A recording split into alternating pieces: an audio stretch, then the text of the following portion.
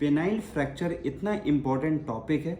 बहुत सारे ऐसे लोग जो हैं जिनको ये बीमारी हो जाती है तो बेचारे इग्नोर कर देते हैं और बाद में पता चलता है कि उनको जो है इसको इग्नोर करने की वजह से उनका जो पेनिस का इरेक्शन सही से नहीं हो पाता है।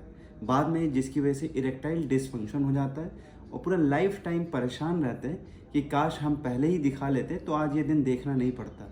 तो मैं आपको बता देता हूँ पेनाइल फ्रैक्चर कैसे होता है। तो पेनाइल फ्रैक्चर बताने से पहले मैं आपको ये बता दूं कि ये जो है बहुत ही ज़्यादा कॉमन है। ऐसा नहीं है कि कभी कभी किसी को हो जाता है। ये कैसे हो सकता है? तो आप कभी अगर कोई क्या करता है, मेल जो है बहुत ही एक्सेसिव कभी प्रैक्टिस किया, माल प्रैक्टिस किया या मास्टरबेशन किए, या कभी कोई सेक्सुअल इंटरकोर्स करने के टाइम पे आपको कोई ट्रॉमा, पेनिस के अंदर देखा जाता है जब इरेक्शन होता है तो उस दौरान जो इरेक्शन के दौरान पूरा पेनिस के अंदर ब्लड का सर्कुलेशन बहुत ज़्यादा बढ़ जाता है। जब ब्लड का सर्कुलेशन बहुत ज़्यादा होगा तो उसका प्रेशर भी बहुत ज़्यादा बढ़ेगा, जिसकी वजह से पेनिस में इरेक्शन होता है। अगर मान लीजिए कि अगर इतना ज़्यादा ब्लड सर्कुलेशन पे अगर कोई ट्रॉमा हो जाए तो एक लेयर होता है जिसको ट्यूनिका एल्ब्यूजिनिया लेयर बोलते हैं, उसमें कहीं देखा गया क्रैक हो जाता है। इसका मतलब कि वो कहीं रप्चर हो गया। अगर ये रप्चर होगा तो पेशेंट को उसी वक्त ड्यूरिंग जो है कोई भी प्रैक्टिस के टाइम पे उसको ये आवाज़ सुनाई देगा, और आवाज़ सुनाई देने के साथ साथ दर्द भी बहुत ज़्यादा होगा। ऐसे में देखेंगे कि उसका जो पेनिस है पूरा बेंड कर जाएगा। जब बेंड कर गया तो हो सकता है कि ये फिनोमिना है कि आपको पेनाइल फ्रैक्चर हो गया। अब ये जब हो गया तो अब क्या करना है? अब जैसे आपको ये फ्रैक्चर हो गया तो मैंने सबसे पहले बताया आपको क्लिनिकली खुद कैसे पता चलेगा कि आपको साउंड पता चलेगा, फिर साथ ही साथ आपको दर्द होगा। दर्द होने के साथ आप पेनिस में बेंडिंग होगा जो आपको क्लियर कट आपको दिखेगा। इसके साथ यहाँ चारों तरफ रेडनेस हो जाएगा। इवन जो है देखा गया कि जो पेरिनियल रीजन है, जो आपका जो है थाई मसल है, वहाँ पे भी रेडनेस आ सकता है। अब इसको कैसे प्रोसीड करते हैं? तो बहुत ही सिंपल। सबसे पहले हम लोग चेक करते हैं, खुद से पाल्पेट करते हैं, उसको देखते हैं कहाँ पे डिफेक्ट है। दूसरा, कभी कभी हम इसमें अल्ट्रासाउंड करा के भी पता कर सकते हैं कि कहीं डिफेक्ट है कि नहीं। अभी इसमें रोल आता है कि कब रिपेयर करना है। कभी आपने देखा होगा कि कभी किसी को अगर रप्चर हुआ तो अगर उनसे ये भी पूछना ज़रूरी है कि कहीं पेशाब के अंदर जो है कहीं खून तो नहीं आ रहा है। अगर आपके पेशाब के रास्ते में खून आ रहा है या पेशाब नहीं हो पा रहा है तो ज़्यादा चांस है कि हो सकता है कि आपका यूरेथ्रा, जो पेशाब की नली है, उसमें भी गड़बड़ी है। तो जब भी कभी आपका पेनिस में बेंडिंग हो, पेनाइल फ्रैक्चर हो, तो उसमें ये भी देखना ज़रूरी है कि यूरेथ्रा सही है कि नहीं। अब ये सब पता चल जाएगा तो सबसे मेन जो इसका इलाज है वो ऑपरेशन है। बिना ऑपरेशन का ये सही नहीं हो सकता।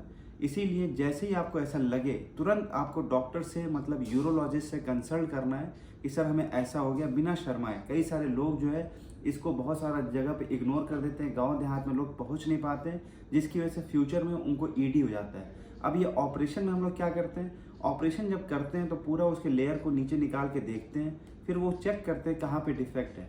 जहाँ पे भी डिफेक्ट दिखता है उसको रिपेयर कर देते हैं। रिपेयर होने के बाद देखा गया है कि उसको, जो पेशेंट है, अगर सही टाइम पे आ गया, विदिन 72 आवर्स में आ गया, तो उसका दोबारा से ईडी सही हो जाता है।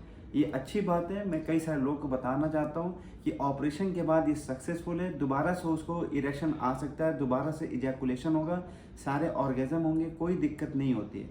ओके। अब लोग जो नहीं आते हैं उनको क्या दिक्कत होती है कि बाद में वहाँ फाइब्रोसिस हो जाता है और ज़िंदगी भर के लिए पेनिस जो है नीचे की तरफ लटक जाता है, जिसकी वजह से वो दोबारा से खड़ा नहीं हो पाएगा और फिर उसमें कभी भी वो इरेक्शन नहीं होने की वजह से वो कैंडिडेट हो जाता है कि आपको पेनाइल प्रोस्थेसिस लगाना पड़ेगा। मतलब अगर बाद में आप आएंगे तो ईडी होने की वजह से बाद में एक इम्प्लांट लगाना पड़ेगा, तब जाके सही होगा। तो अर्ली जो पहले आ गया उसको क्या फ़ायदा है कि ऑपरेशन किया, बिल्कुल सही हो गया। जो बाद में आया उसको क्या करना पड़ता है कि ऑपरेशन करने से बहुत ज़्यादा इफेक्टिव नहीं देखा गया। किसी किसी में रेयरली कभी सही हो सकता है, लेकिन ज़्यादातर केस में इम्प्लांट लगाना पड़ेगा। अब मैं आपको बताता हूँ कि अगर एक बार ये बीमारी हो जाए तो और क्या क्या केयर करना है। जो लास्ट का पार्ट है हम पेनाइल रिहैबिलिटेशन बोलते हैं। इसमें क्या करते हैं, हम चेक करते हैं कि आपका पेनिस जो है बाद में कोई दिक्कत ना हो। ऐसे में हम जब देखते हैं बेंडिंग अगर हो रहा है, कुछ दिक्कत हो रही है, तो हम अलग तरीके से दवाइयाँ स्टार्ट करते हैं जिससे उसके इरेक्शन में हेल्पफुल हो फ्यूचर में। बाद में हम कुछ और भी देखते हैं, अगर ट्रैक्शन लगाना हो, मैनुअल उसको रिट्रैक्शन करना है, तो हम लोग भी एडवाइस करते हैं ताकि जो फ्यूचर में उसको ईडी की दिक्कत ना हो।